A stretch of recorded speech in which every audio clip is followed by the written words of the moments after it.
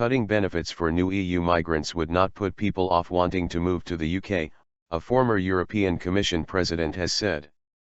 José Manuel Barroso said plans for an emergency break on in-work benefits for migrants was a creative compromise but would not reduce immigration. He said the EU would be weaker if the UK voted to leave in a referendum. He spoke out as the 6 founding members of the EU recommitted to building an ever closer union. PM David Cameron wants EU leaders to agree to a draft package of reforms to the UK's membership this month and then hold a referendum on whether the UK stays in the EU.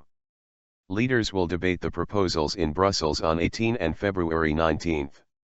Mr. Cameron requires the approval of all 28 EU members for the package, which includes limiting in-work benefits for migrants for up to 4 years. No, frankly not. Speaking to BBC's Newsnight, Mr. Barroso described the UK as one of the most important shareholders in Europe. But the former Portuguese Prime Minister said, "The way the British look at Europe is frankly different from the way France, or Germany do. It is not only Britain that cares about sovereignty, we all want the rights of our country respected," he added.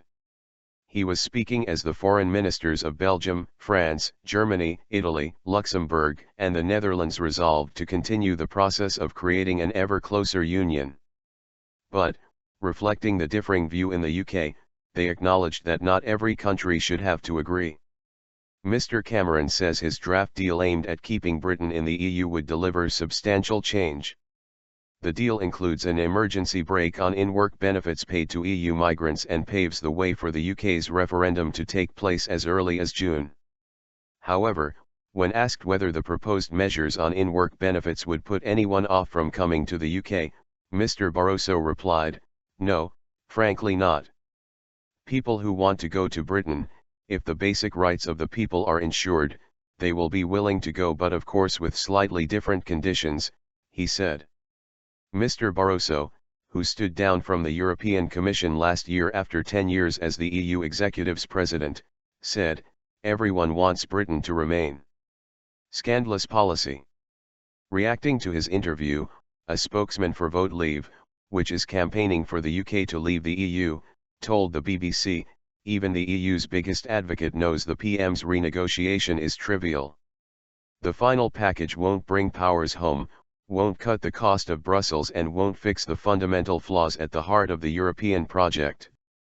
The exchanges came as the Britain Stronger in Europe campaign unveiled 30 new cross-party recruits, 10 each from the Conservatives, Labour, and the Lib Dems. And in other developments on Wednesday, a report by Migration Watch said that 1.8 million illegal border crossings had been recorded by the EU border agency Frontex in 2015. Fully compatible. It says another 3 million migrants were expected over the next 2 years, adding that Greece and Italy cannot possibly cope with such numbers, yet only 683 migrants have been returned. Aaron Banks, co-founder of Leave.eu, said, "This scandalous policy and security shambles demonstrates how the EU cannot control its borders and why it is heading for further catastrophe this summer." On Tuesday, papers released ahead of next week's Crunch Summit suggest any agreement on changes to the UK's membership of the EU would be legally binding.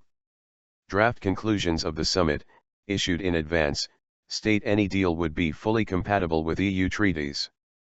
If Mr. Cameron can secure agreement from the other 27 EU member countries, he is expected to proceed with an in-out referendum on the UK's membership by the end of June.